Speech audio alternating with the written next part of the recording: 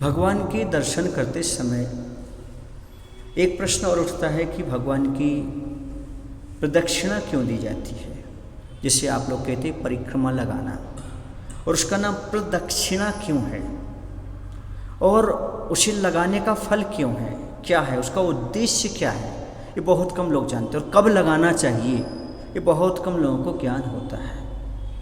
तो प्रदक्षिणा अपने आप में कह रही है पर दक्षिणा, यानी भगवान को दाएं हाथ में रखते हुए ऐसे घूमना, बाएं हाथ की ओर से घूमना, वह कहलाता है प्रदक्षिणा।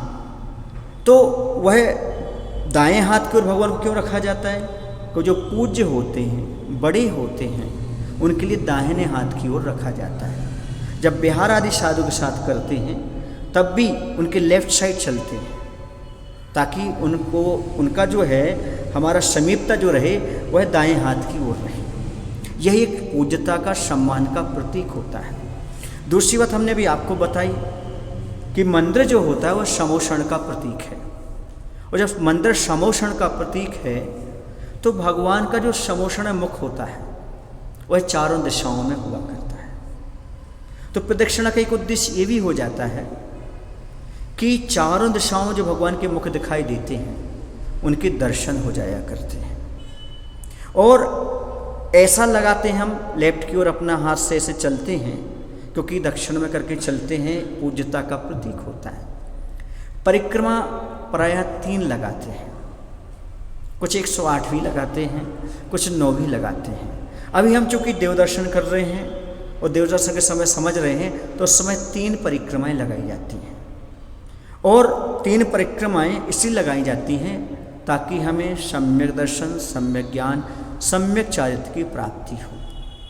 या हम ये भी मन में भाव रख सकते हैं कि भगवान जन्म, जरा, मृत्यु, ये भी 3 चीज़ें हैं, इनका भी क्षय प्राप्त हो, इनसे हम मुक्ति को प्राप्त करें, इसलिए भी 3 प्रदक्षिणाएँ दी जाती हैं।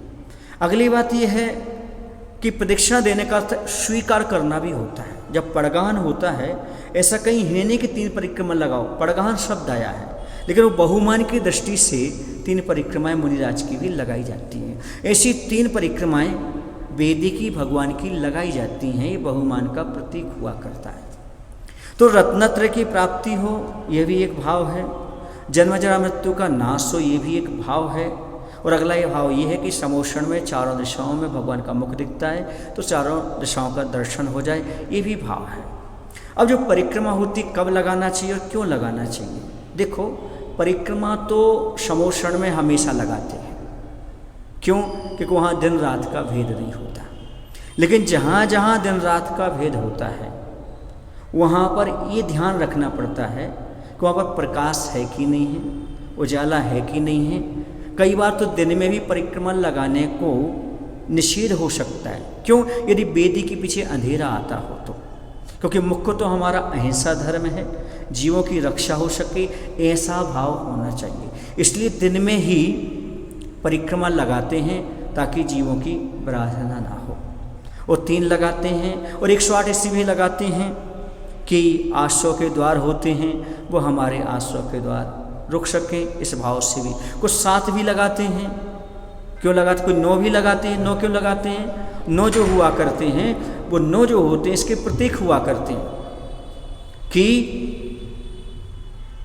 जो अखंड का अंक होता है, और 7 तत्व भी होते हैं, 7 तत्वों का भी प्रतीक होता है। इसलिए भी हम 7 भी लगाते हैं, 9 भी लगाते हैं, 108 भी लगाते हैं। अब कुछ लोगों का तर्क ये भी रहता है कि परिक्रमा हम रात में नहीं लगा सकते, घंटा क्या हम रात में बजा सकते हैं? देखो, समोषण का हमने प्रतीक माना है, ये समोषण नहीं है भगवान का जो हम 24 घंटे बनाएं। कभी कभी ऐसा तो घंटी बजाने से आसपास में जो जीव रहते हैं उनको भी बाधा पहुंचती है।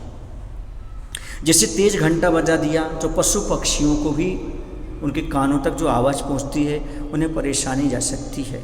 और भी आसपास में रात्रि में सन्नाटा रहता है, कोई मरीज है, कोई बीमार लोग हैं, उनको भी इस प्रकार का कष्ट पहुंच सकता है। अब आपके मन में बहुत सारे प्रश्न उत्पन्न हो सकते हैं कि महाराज ये तो बताइए हमारे लिए, फिर आप आरती में, आरती होती उस समय लोग ढोलक बजाते, बाजे बजाते। देखो एक साथ बजाना अलग चीज़ होती है, वो लगातार चलता रहता है तो पशु पक्षियों को घबराहट नहीं होती। लेकिन एक ने आया बजाया, फिर रुक गए, फिर दूसरे ने बजाया, तीसरे बजाया, इस प्रकार का बार बार जो उसके मन में और नेत्र इंद्रिय में जो व्याघात होता है वो नुकसानदायक होता है। और जब हम दिन में दर्शन करते तब बजा लें, अभी कोई स्तुति तो पढ़ नहीं रहे हैं, कोई भजन तो कर नहीं रहे हैं, इस प्रकार जो बजाना अनिवार्य है। इस पर भी हम बहुत अच्छे से ध्यान दे सकते हैं कि हमें घंटे दिन में बजाना है, घंटा, और परिक्रमा भी दिन में लगाना है। उसका मुख्य उद्देश्य है कि हमारा रत्नत्रय की प्राप्ति हो, जन्म जरा मृत्यु का नाश हो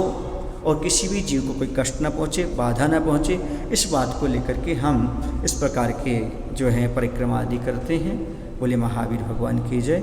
आचार्य गुरुवर विद्यासागर जी महाराज की जय।